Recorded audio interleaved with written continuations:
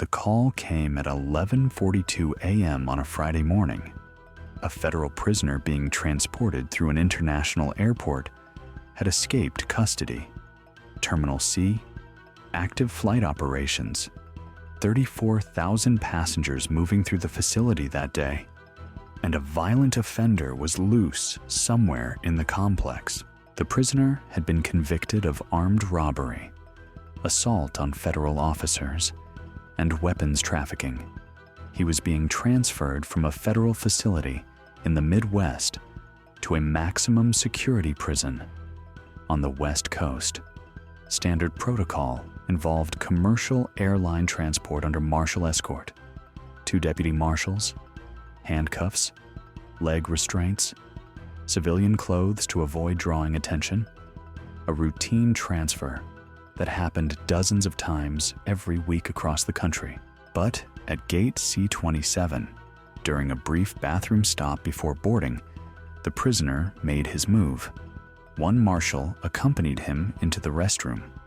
The second waited outside. Security footage showed the prisoner entering. 3 minutes passed. Then the escorting marshal staggered out, blood streaming from a head wound. The prisoner had attacked him with a handcuff key hidden in his shoe, struck him with the metal restraints, and disappeared into the terminal. Airport security activated emergency protocols within 60 seconds.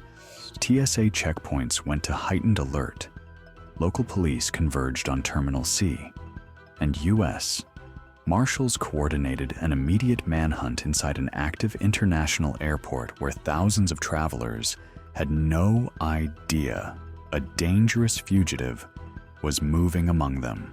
The prisoner was 5'11", 190 pounds, wearing jeans and a gray sweatshirt. No distinctive features visible to casual observers. He'd removed his handcuffs using the hidden key. He still wore leg restraints under his jeans, limiting his running speed, but not preventing him from walking normally. And he had approximately 90 seconds head start into a terminal that covered over 1 million square feet.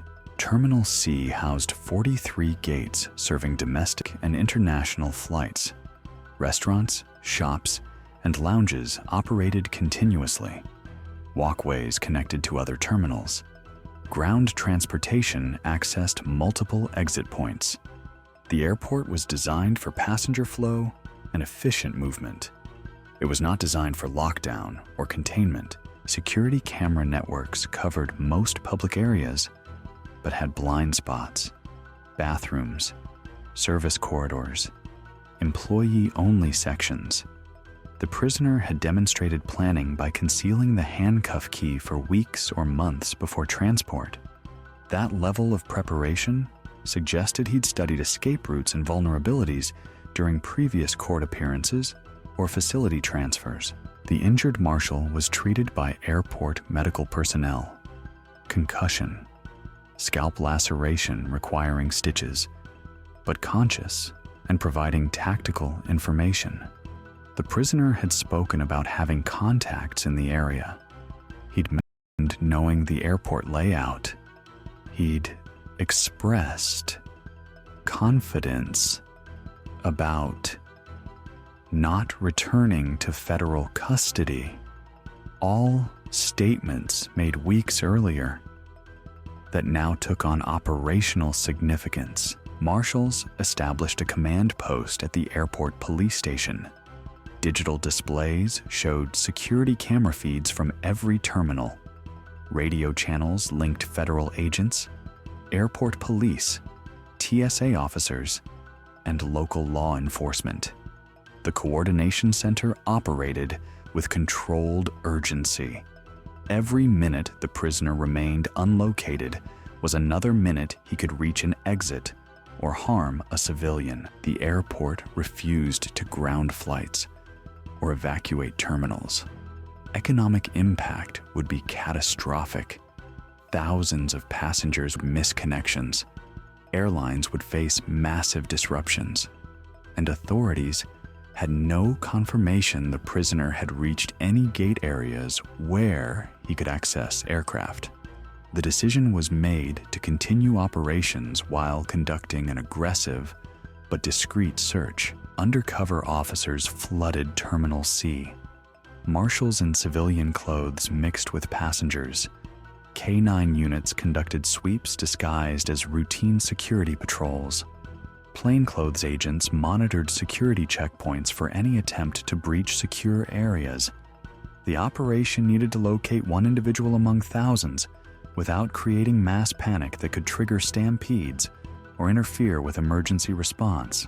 Initial search patterns focused on obvious escape routes, ground transportation areas, where taxis, ride shares, and buses loaded passengers, rental car facilities, airport hotels connected by skywalks.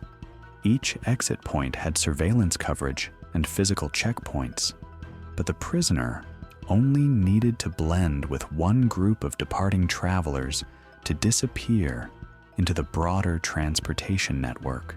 12 minutes into the search, a TSA officer reported a man matching the prisoner's description, attempting to pass through a security checkpoint using a boarding pass photographed on another passenger's phone. The gate agent caught the discrepancy.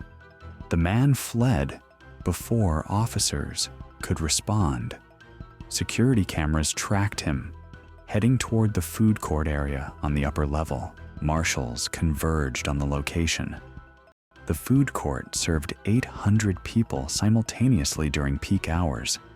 Families eating between flights, business travelers working on laptops, crews grabbing meals between shifts, all creating crowd density that made visual identification difficult and tactical intervention risky. Surveillance teams spotted him at a table near the perimeter, partially concealed by a support column. He'd obtained a baseball cap from somewhere, pulled low over his face. He sat with a discarded newspaper, appearing to read while actually watching the crowd and security presence. His positioning showed tactical awareness. Back to a wall, clear sight lines to multiple exits, proximity to crowds that would complicate any arrest attempt. The prisoner had no visible weapon, but his conviction included firearms. Charges and history showed willingness to use violence. Approaching him in a crowded food court risked him taking hostages, causing a stampede, or forcing officers to make split-second decisions about use of force in a densely packed civilian environment. Marshals coordinated a containment strategy. Plainclothes officers positioned at each food court exit. Others mingled in the crowd, creating a tightening perimeter. Airport police prepared to redirect passenger flow if confrontation became necessary. The goal was isolation before contact, reduce civilian proximity, control environment, then move. But the prisoner recognized the pattern. Security presence increased around him. Officers communicated through earpieces, subtle movements that trained eyes could detect. He stood abruptly, leaving his table and moving rapidly toward the nearest exit. Not running no, that would draw attention, but walking with purpose toward a corridor leading to baggage claim and ground transportation. Officers moved to intercept. The prisoner saw them coming. He changed direction, heading into a duty-free shop crowded with international travelers shopping before flights. The store had 2 entrances, multiple display aisles, and a checkout area with 15 people in line. He disappeared into the crowd of shoppers examining perfumes, electronics, and luxury goods. Marshals entered from both store entrances. Store security was alerted to lock down exits without alarming customers, but the layout provided multiple concealment points, display cases, storage areas, employee sections. The prisoner could be hiding or moving toward an emergency exit accessible through employee corridors. Security cameras inside the store showed him moving toward the back. Then footage lost him behind a display wall. Officers swept each aisle systematically. Shoppers were asked to remain calm and continue browsing. Most complied, unaware they were in proximity to a fugitive search operation. Store employees checked the back areas, storage rooms, offices, restrooms. Empty. The prisoner had either found an unmonitored exit or remained hidden somewhere in the retail space. Marshals expanded the search perimeter, assuming he'd escaped the immediate area and was moving toward other terminals or exit points. Then, a store clerk reported seeing someone matching the description entering an employee restroom 5 minutes earlier, but never emerging. Officers converged on the location. The restroom was single occupancy with a lock. No response to verbal commands. Marshals made entry. The prisoner was gone. An access panel in the ceiling had been removed. He'd climbed into the ventilation system, crawling through ductwork to reach a service corridor beyond the retail area. The route demonstrated either prior knowledge of the facility or exceptional improvisation under pressure. Service corridors connected terminals and provided access for maintenance, deliveries, and airport operations. They were not monitored as heavily as public areas.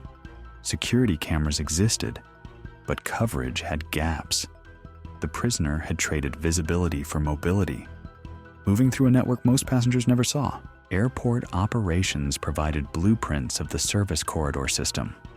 The network was extensive, connecting terminals, mechanical rooms, baggage handling systems, and ground-level service areas. Multiple exit points led to aircraft ramps, cargo facilities, and perimeter rodents. The prisoner could emerge anywhere within a square mile of terminal space. K-9 units entered the service corridors.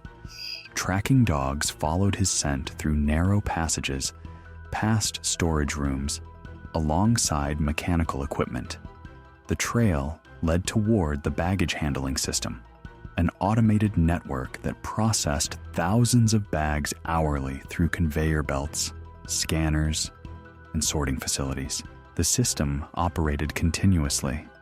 Bags moved from ticket counters to aircraft cargo holds in carefully timed sequences.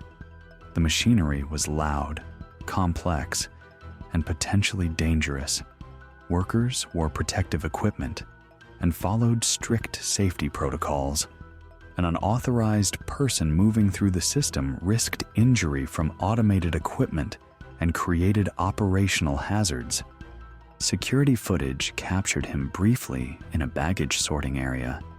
He'd removed his gray sweatshirt, now wearing only a white t-shirt that made him less distinctive. He moved parallel to conveyor belts toward the outbound baggage loading zone, where bags were loaded onto carts and transported to aircraft. That direction suggested his endgame. The loading zone accessed aircraft ramps. Service vehicles operated continuously, moving between terminals and planes. A person could potentially board a vehicle, reach an aircraft, or access perimeter roads leading away from the airport complex. He was attempting to escape, not through public terminals, but through operational infrastructure. Marshals coordinated with airport operations to temporarily halt baggage movement in affected sections. The stoppage would create flight delays, but removing the prisoner took priority. Workers were evacuated from the immediate area. Airport police established checkpoints at loading zone exits. The net was tightening. Thermal cameras scanned the baggage handling system.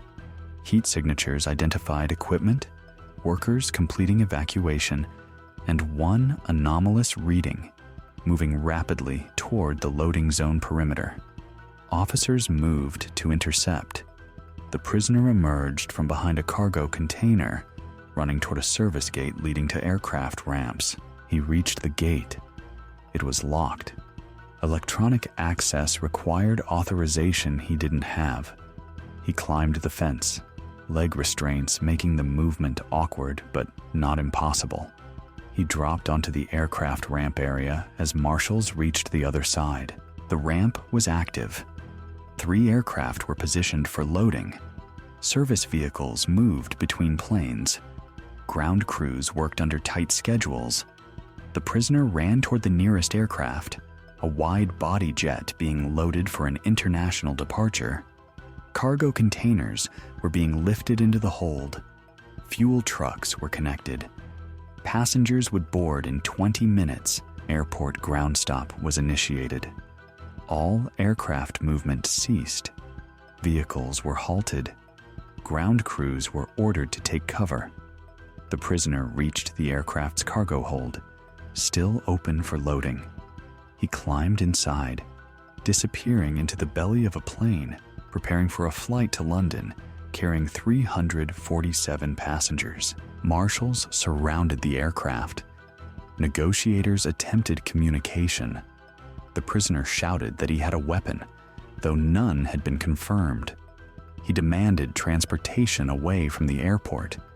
He threatened to damage the aircraft if approached. His position inside the cargo hold gave him temporary advantage.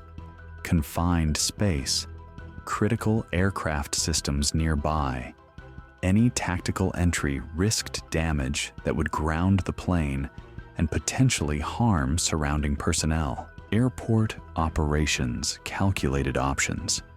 The aircraft couldn't depart with an unauthorized person aboard.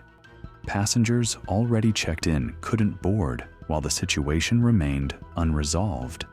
The flight would be canceled unless resolution came quickly. Each passing minute added pressure from airlines, passengers, and operational requirements. The prisoner's demands escalated. He wanted guarantees of safe passage. He claimed to have damaged cargo that included hazardous materials. He threatened to harm himself, which in the confined space could create biohazard contamination, requiring extensive aircraft remediation.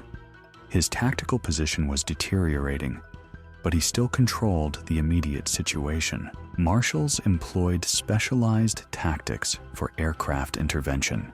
Thermal imaging confirmed his exact position inside the cargo hold. Audio surveillance monitored his statements and movements.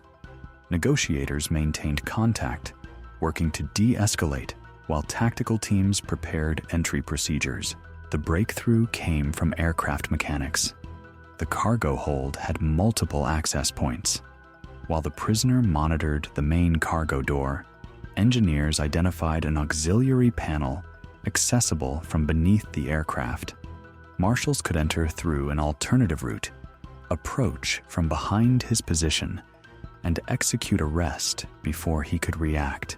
Tactical teams positioned under the aircraft. Equipment was minimal to avoid noise. Communication was hand signals only. The auxiliary panel was carefully removed. 2 marshals entered the cargo hold through the narrow opening, moving in darkness with night vision equipment. The prisoner remained focused on the main cargo door, watching for approach from the direction he expected. The marshals moved silently between cargo containers and aircraft structural elements. They reached his position within 90 seconds. At close range, they initiated arrest procedures. The prisoner resisted. Brief struggle in confined space. But without weapons and outnumbered, he was subdued, handcuffed with proper restraints, and extracted through the main cargo door. The entire operation from entry to custody took 4 minutes. No injuries, no aircraft damage, no danger to passengers who would have boarded the plane, unaware of what had occurred underneath them. Airport operations gradually resumed. The aircraft was inspected and cleared for service. Passengers boarded 3 hours late, but safely. Ground crews returned to work. Baggage systems restarted, and the prisoner was transported back into federal custody with enhanced security measures that would prevent any future escape attempts. The injured Marshal received full medical clearance and commendation for maintaining composure despite assault. The prisoner faced additional federal charges, including escape, assault on federal officers, and airport security violations. His sentence, already substantial, would be extended by decades. Investigation revealed how he'd obtained the handcuff key. A visitor during a previous facility stay had passed it during what appeared to be innocent contact. The key was small enough to conceal in a shoe sole, undetected by standard searches. The prisoner had carried it for 6 weeks, waiting for optimal escape opportunity. His confidence about escaping the airport came from research conducted during trial proceedings. He'd studied airport layouts, read security procedures, and memorized service corridor routes. His criminal network included associates with airport employment history who'd provided operational intelligence. The escape wasn't impulsive. It was a planned operation waiting for execution opportunity. Security protocols were immediately updated. Prisoner transport procedures were revised to include enhanced searches, modified bathroom break protocols, and increased marshal presence. Airports received updated guidance about securing service corridors and monitoring baggage handling areas. Training emphasized that transport operations represented high-risk moments when prisoners might attempt escape. The 34,000 passengers who moved through the airport that day experienced minor delays, but remained safe. Most never knew. A dangerous fugitive had been loose in their terminal, moving through crowds, accessing restricted areas, and ultimately cornered inside an aircraft. Their safety resulted from rapid coordination between multiple agencies and personnel who trained extensively for exactly these scenarios. For the marshals who worked the operation, the case demonstrated both vulnerabilities and capabilities. Airports presented unique challenges: massive public spaces, constant movement, critical infrastructure. But they also provided surveillance systems, coordinated security forces, and controlled environments where perimeters could be established and maintained. The prisoner returned to custody. The airport returned to normal operations, and the traveling public continued their journeys, protected by law enforcement personnel who operated invisibly among them, ensuring that the routine safety they expected was maintained even when dangerous individuals tried to exploit vulnerabilities in the system. The case became a training scenario for future marshal operations. Video footage was analyzed. Decision points were reviewed. Communication protocols were refined. Every element that worked was documented. Every area for improvement was identified.